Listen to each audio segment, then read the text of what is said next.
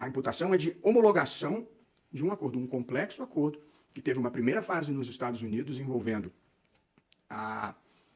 o Departamento de Justiça, a Securities and Exchange Commission, e que depois, com a Petrobras, e que depois resultou num acordo entre a Petrobras e o Ministério Público Federal no Brasil.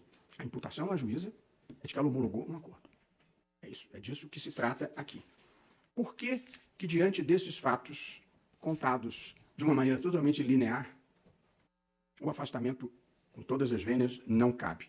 Em relação à juíza Gabriela Hart, toda medida cautelar pressupõe uma urgência que, por ser incompatível com o desenrolar normal do processo, demanda uma decisão imediata. Esse é o fundamento de uma medida cautelar. No caso da juíza Gabriela Hart, a imputação que se faz a ela é a homologação de um acordo em janeiro de 2019. 5 anos já se passaram. Evidentemente, não se trata de um fato minimamente contemporâneo para tornar urgente o afastamento dessa juíza, que todos dizem ter reputação ilibada, ser dedicadíssima, seríssima. Não é uma pessoa que no meio jurídico, quem é do ramo, eu fui advogado há 30 anos, todo mundo sabe quem é quem.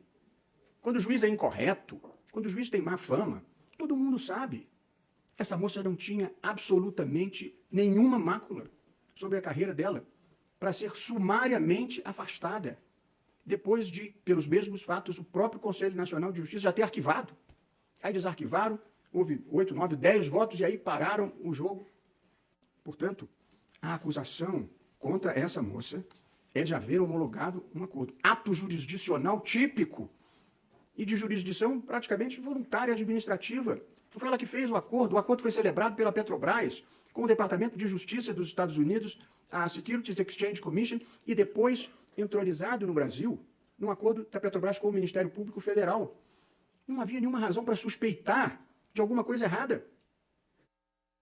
Como regra geral, primeiro, os atos que vêm do Ministério Público Federal têm presunção de legitimidade, como os atos do poder público em geral.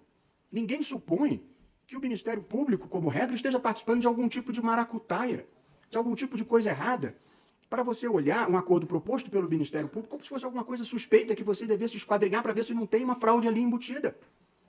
De modo que essa moça está sendo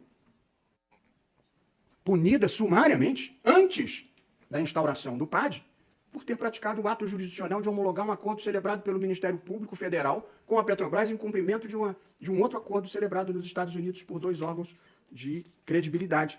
O acordo envolvia 853 milhões de dólares e previa, o acordo era para ser pago nos Estados Unidos. E aí se previu que 80% desse valor viria para o Brasil. Era um acordo bom, era um acordo positivo. E aí estabeleceu-se que metade desse valor ficaria em conta judicial para pagamento de indenizações e a outra metade iria para um fundo patrimonial privado que investiria em finalidades públicas. E isso estava explicitado no acordo. O acordo criou uma fundação para a qual seria destinado aquele dinheiro. E o objeto dessa fundação era a promoção de direitos afetados pela corrupção, como o direito à saúde, à educação, ao meio ambiente ecologicamente equilibrado, à proteção daqueles em situação de vulnerabilidade social e à segurança. Não era dinheiro para o bolso de ninguém, não era dinheiro para fins privados, não era dinheiro para ninguém se locupletar. Ninguém foi acusado de ter levado vantagem pessoal indevida nessa matéria. Portanto, não é de desvio que se cogita aqui com todas as vênias. O que se discute é a impropriedade da criação de uma fundação para gerir esse dinheiro. E na vida, quando a gente comenta o videotape, tudo parece muito óbvio. E, portanto, a criação dessa fundação hoje, ninguém duvida que tenha sido uma decisão pouco feliz. Tanto que eles mesmos voltaram atrás e desistiram da fundação, antes ainda da decisão do Supremo Tribunal Federal. Na arguição de descumprimento de preceito fundamental, o ministro Alexandre de Moraes, em decisão monocrática, ele entendeu que a criação de uma fundação privada para gerir dinheiro de finalidade pública, que esse dinheiro não deveria entrar na conta da fundação privada, e sim no Tesouro Nacional. E anulou o acordo. Que eles, aliás, já tinham desistido, mas anulou o acordo. O ministro Alexandre de Moraes não fez nenhuma imputação à juíza que homologou o acordo, nem ao Ministério Público, de qualquer natureza. Ele só disse que era um acordo que estava destinando dinheiro público para uma fundação privada, que ia gerir o dinheiro para finalidades públicas, mas era uma fundação privada. E ele entendeu que isso não era legítimo e invalidou o acordo. Ponto. Isso significa que a juíza deve ser punida por infração ou por crime, por ter homologado um acordo? Com todas as vênias, essa é uma tese. E detalhe, o dinheiro nunca entrou para a fundação, o dinheiro nunca saiu. Foi tudo interrompido antes que acontecesse qualquer problema. É importante deixar esse fato igualmente clarificado. Portanto, que se discute a imputação à juíza é que ela era uma juíza incompetente e que, portanto, não poderia ter homologado o acordo porque o acordo tinha natureza civil e ela era juíza criminal e não poderia atuar. Ou seja, a imputação é de que ela era juíza incompetente. Se sempre que um juiz vier a ser reconhecido como incompetente, se for puni-lo, em toda exceção de incompetência, a gente tem que punir o juiz.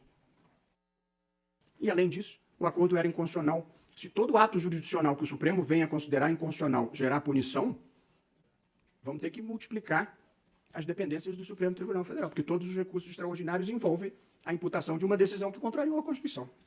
Portanto, o afastamento de uma juíza que tinha reputação ilibada porque homologou um acordo que, à primeira vista, parecia muito bom, porque trazia para o Brasil um dinheiro que ficaria no exterior, e depois a percepção negativa de que era uma fundação privada, em todas as vênias, não me parece ser uma decisão